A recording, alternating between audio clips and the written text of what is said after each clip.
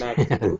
So you have written that the Muslims should acknowledge their Hindu ancestry. That's right. So that they should be, they can be accommodated in the Yeah, then they will larger become part of our Hindu- family. larger Hindu dog. Yeah. And if not, they should be defranchised. Yes. Sir, have you thought of any methodology to implement this?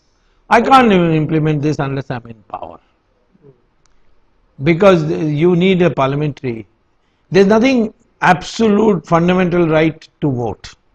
For instance, even today, if you don't have a place of residence, you can't have a vote. So there are restrictions. So consequently, I would say that a restriction to say that you accept your Hindustani identity, there's nothing wrong with that. There's nothing unconstitutional.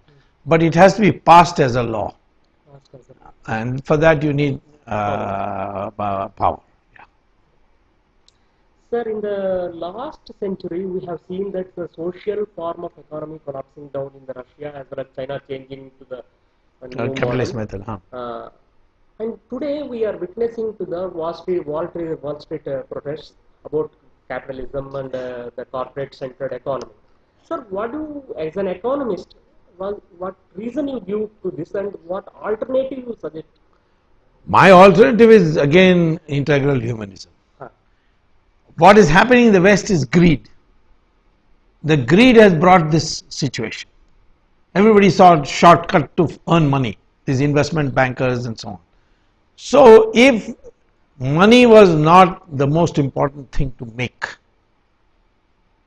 but pursuit of knowledge was the most important thing to do, then none of these people will be unhappy. Today they are unhappy because they all were greedy and the whole system is in the verge of collapse.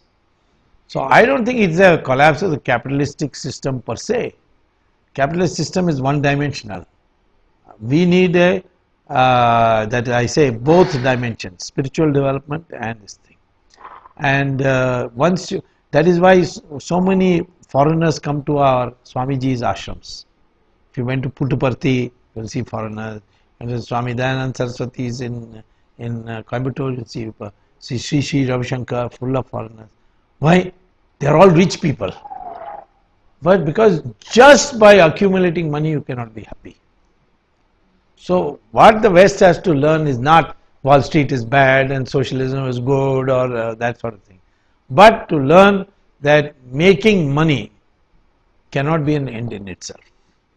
Whereas materialistic society like the West, and which we are slowly being dragged into, money is everything. You can be a crook, but if you have made money, you become like this Shahid Balwaz who's in jail now. When the police called him, he said, "I am Fortune 20 billionaire amongst the list of 20 people who are amongst the billionaires. I am in the first 20. How dare you call me?" So at that time I insisted, God, put him in jail and teach him a lesson. You see, so that craze for money, that has to go. So this has become the two faces of the same coin, the socialism as well as the corporate centered. Yes, same thing. So materialistic. do you think how can the integral humanity can be brought inside to the? That is only by propagating, telling people, look what's happening in the West. Why is Julia Roberts become a Hindu? Why is Stephen Jobs of iPhone, iPad and all that, he became a Hindu? Why is yoga being adopted there? Why is now Sanskrit being taught in America? So we have to educate. But most of all, if the Hindus can collectively vote, not all 83%, even if 40% decide we are going to vote for a Hindu party, and that Hindu party is loyal to you. It's not that after they come all having fun and like it happened with the NDA. So a loyal, committed Hindutva based formation in parliament, you can bring it tomorrow. You can adopt it.